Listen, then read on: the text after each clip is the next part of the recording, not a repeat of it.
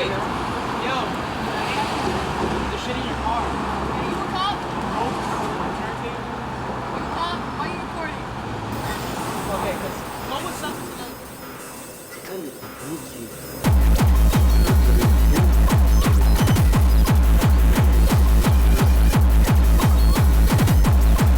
I'm Sykes. I'm Fortified Structures. I'm Dakota Velasquez. I'm from Ozone Park, Queens. I'm from Brooklyn. Also from Brooklyn. We're just the Rave collective.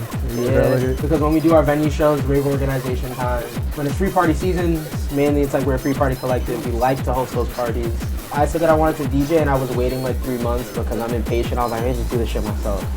She was like, there's a spot that the punks use that we could use that's like pretty like you like it's good, it's big and open. Yeah, the show was cool. It was cool. It was only like around like 70 people, but like it was still awesome. People were giving us a lot of props for the show. They're like, yo, this is cool. Like we haven't seen anything like this like in a while, nor have we seen anything like done by like people that are like y'all, especially native. So like you guys should keep going. And me and Dakota were like, well, I guess we gotta start putting stuff together, start doing, like we gotta get a name. We gotta start figuring out how to do shows. Like what are we gonna do for this? Cause like if we don't like keep doing this, then we're kind of wasting potential that we have. Renegades are outside shows that you go to, but you give a donation to. For other people, it's like, no, it's just like another free party. So it's definitely, depending on what coast you're on, is what it means. At least for here, a Renegade is just like an outdoor party that's free or donation based.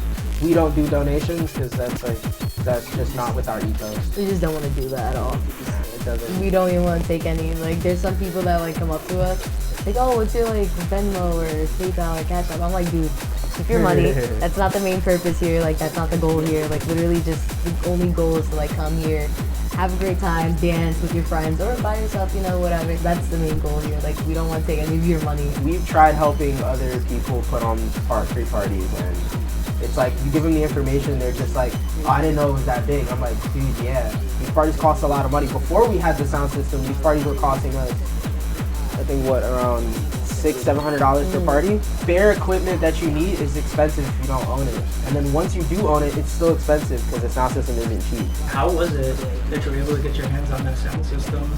So we didn't eat for like a year. I was working at Pico's, and at the time, there's a manager there named Franklin, and I want to give a huge shout out to him because that dude gave me every shift imaginable. He was like a huge reason why we were able to do the sound system. And then me and Dakota, we were like kind of talking. I'm like, yo, you know, if we have to build a sound system, we have to like basically live off like crackers and ramen for a minute, which we did. We were living off like bare bones like groceries, just so we could save up enough money to get the sound system.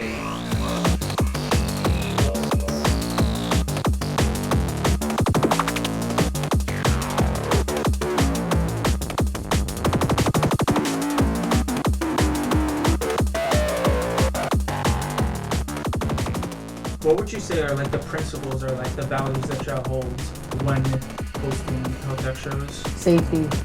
1000%. That's like the main important thing. Like, we've been having safety monitors like a lot now.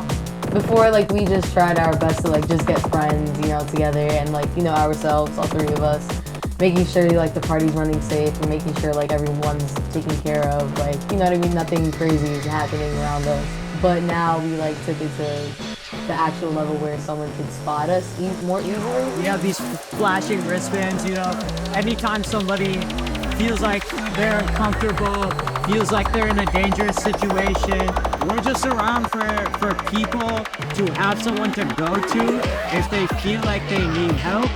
At the end of the day, the objective first and foremost is a fun, safe environment for any and every raver who just wants to come here to dance and be with other ravers. A lot of the time when there's an emergency where somebody ends up in a bad situation because they didn't say anything, they're worried that the cops are gonna get involved, or that the venue's gonna ban them for life, or that something like that is gonna happen. That's never, when you know it's us, it's like all of that can go away, and it's actually strictly about safety.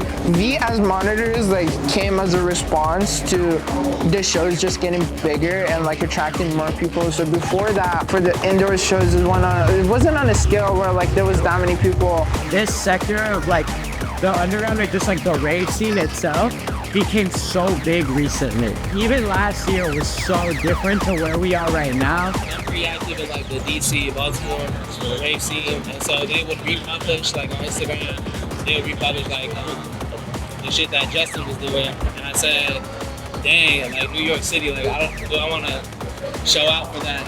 And it's worth it because it looked lit, it looked popular. Renegade's gonna be really special because it's just free music. Everyone just is there because they just all want to share the experience of enjoying something. There's no money, there's no profit, it's just there. Free and illegal. It just like it gives it that energy that you can't like get from anything else. You get our equipment taken. Get locked up. Because we are trespassers, you know, to throw these parties. I got hit with a ticket. It was the only one that we've gotten hit with during one we did at, it was like the New York State, like the sanitation dump in Greenpoint. Yeah, I got a $700 ticket and a bench warrant to show up, which was fucking annoying. But yeah, we're not supposed to be there. Can't be mad. The last Renegade did not go according to plans, like whatsoever. It's like, what was it that happened at that show? Somebody snitched. Yeah, after us moving all the equipment out, I don't know why, but those cops, I guess they were getting off their shift. I mean, I was like, Dave, did you guys hear us? Or they're like, no. They're like, somebody told us you guys were here. Yeah, they literally showed the... Cop proceeded to pull his phone out and I was like, look, he showed us a cropped out DM, screenshot of us sending over the information, and I was like, and I didn't really argue. I just walked up and they're like, who owns the stuff here? And I'm like, this is my party.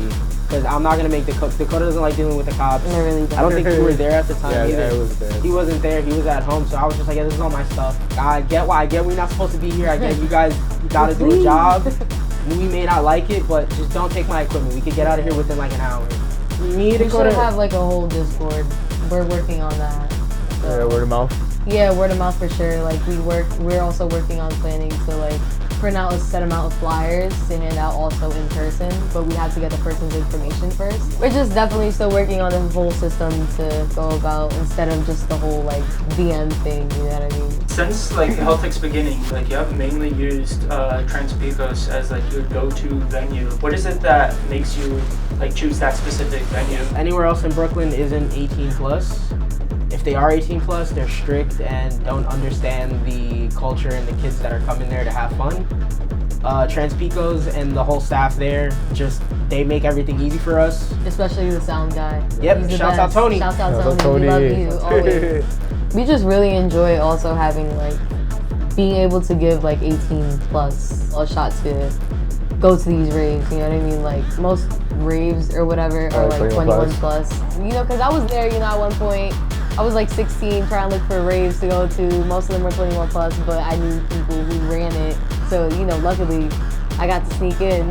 So that's cool. It was hard for me to get in as a teenager. So nah, like, exactly. Good raves, it was one thing like hollow. But yeah, I don't know, it's just very nice to see, you know, younger people get a chance to go, you know, to raves and enjoy good music. Be exposed to the exactly, music. You know what I mean? Why not? Like, I don't think things should be strictly 21 plus. A lot of people just have that thought because they don't want to babysit anybody. They rather just let everyone be 21 and be like responsible for themselves.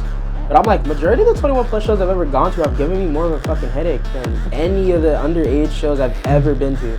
Cause like all the like, oh, 18 plus, I gotta be about a bunch of kids. I'm like, dude, you're 21. There's no way an 18-year-old bothers you. Grow the fuck up. Like you just focus on you and your friends, or like you know, or the music that's there. Like, it's cause they're not able to freely do all the drugs that they want. Like and that is like another issue that sadly infiltrates the rave world. Like it's obviously drugs are everywhere for the rave world. That's just a fact. But it's like those 21 plus shows. They're like, I don't want to be around kids because then I have to watch what I'm doing. I'm like, you're a grown-ass adult. You should be watching what you're doing. What the fuck are you talking about? We're not gonna be ones to baby, like not to baby and be like, don't do the drugs. You can do them. Make sure it's tested. You know, make sure all the shit you're getting is clean. Make sure you're getting something good. I mean, I don't condone drug use. I mean, it's just safety, honestly. Safety, like, making sure you're safe, like what he said. Yeah, a lot of people just think because you go to a rave and like drugs are there, it's bad. And it's like the whole mentality where it's like drugs bad. You do drugs, bad person. You're not allowed to be a functioning human being in society. I'm like, dog, just because somebody does a little EPA on the weekend or a little fucking nose candy doesn't mean they're a demon, dog. Chill out. The environment does enable it, but it's more so of like how if you want to do them that bad. I guess it's like that type of thing. Like the temptation is kind of on you whether you really want to do it or not, or how much of it you do or not.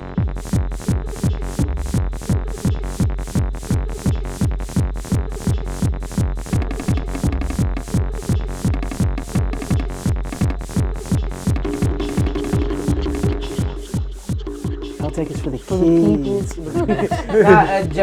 But genuinely it's for the people. It's for everybody. For everyone. Mainly we like to push towards people that look like us, black and brown kids. Because a lot of kids that look like us feel like they shouldn't be involved in techno because it's like a white genre. And I'm like, you have to think a little harder than that because this is your genre. Exactly. This is your music. You don't have to think of it as a white thing because not at all. As per usual, it happens all the time. They take over the music and it's like, you see a skinny white dude in black jeans and a fucking V-neck. Like, oh, that's what you think techno is. Berlin. When it's like, no, that's not techno. Techno is very black and brown, very LGBTQ. This is for you, should be here. All the kids that look like us, they'll either come up to us, but more times than not, they'll just like look at us but won't say anything.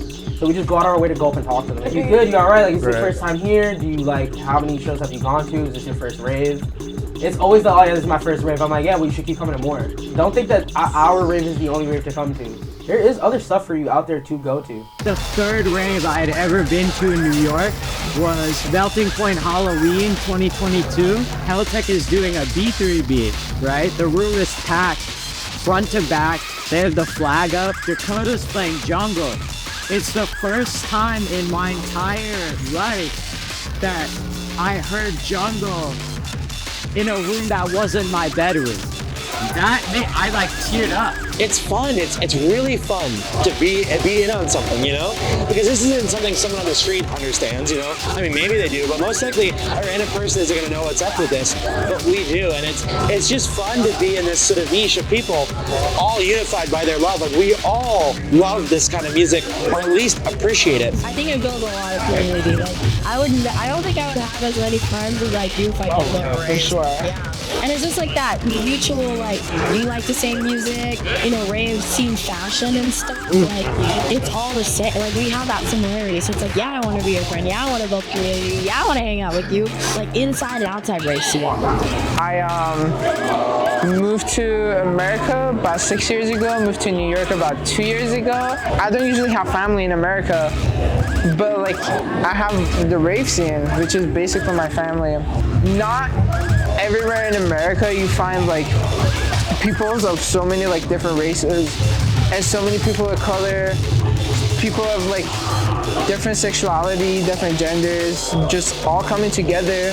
Because when you're there for the music, none of it is important. Before I went to these raves, like when people try to put me down, like for being different, for example, like I really so strongly took that personally. Because it's like, damn, I really am like the only person who does this. It's like, what the hell is wrong with me? And then I come and meet these people and I'm like, wait, it's like, there's nothing wrong with that.